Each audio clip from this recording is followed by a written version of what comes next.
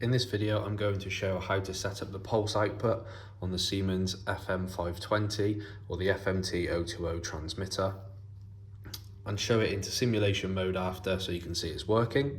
To start with, we'll press the right arrow, go to user. It's the right arrow to go into user. I'm going to put in the password of 2, 4, 5,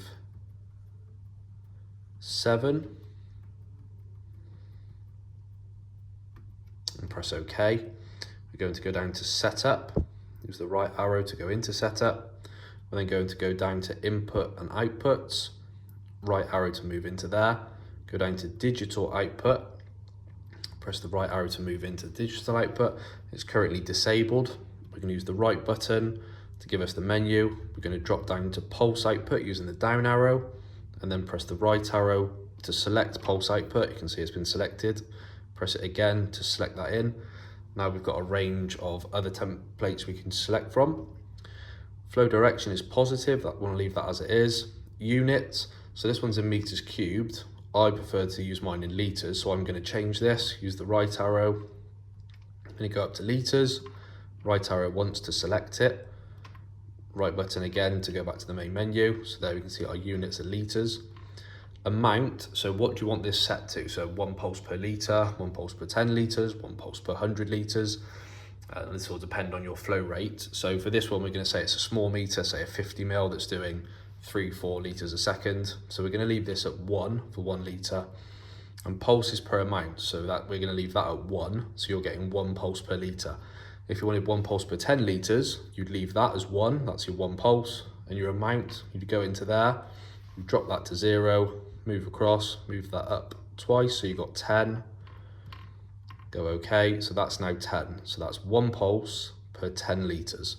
Okay, but I'm just going to go back in, knock that down to 1. So then you've got 1 again, 1 pulse per litre.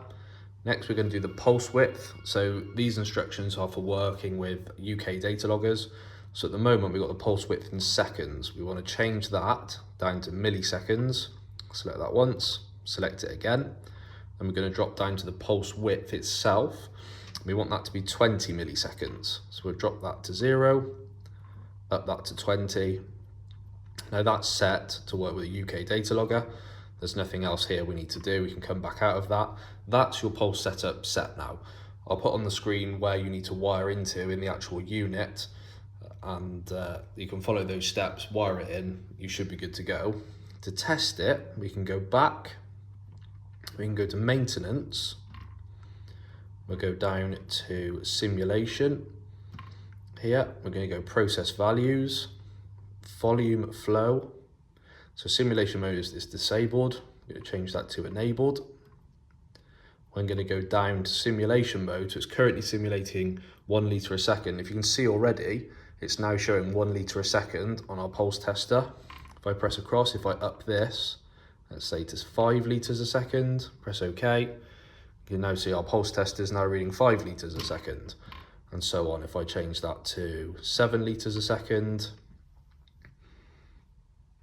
we're now up to 7. It's never going to be exact because it's a simulator, but you can see, there you go, we're jumping up to 6, around 7, which is perfect. So we'll just drop that back down.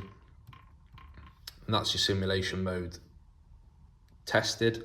Working fine, so you know your pulse output value is now working correctly.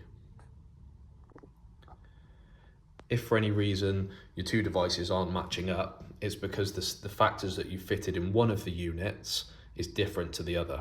So we know in the meter we've just set it for 1 pulse per litre. It could be on your pulse tester, which I can simulate here. Set that to 10. It now thinks it's receiving 1 pulse per 10 litres. So we've got 3 litres a second on simulation. This is now showing 30. If I go back round to 1 litre a second, which matches this, 1 pulse per litre, sorry, we're now back at the correct value of 3.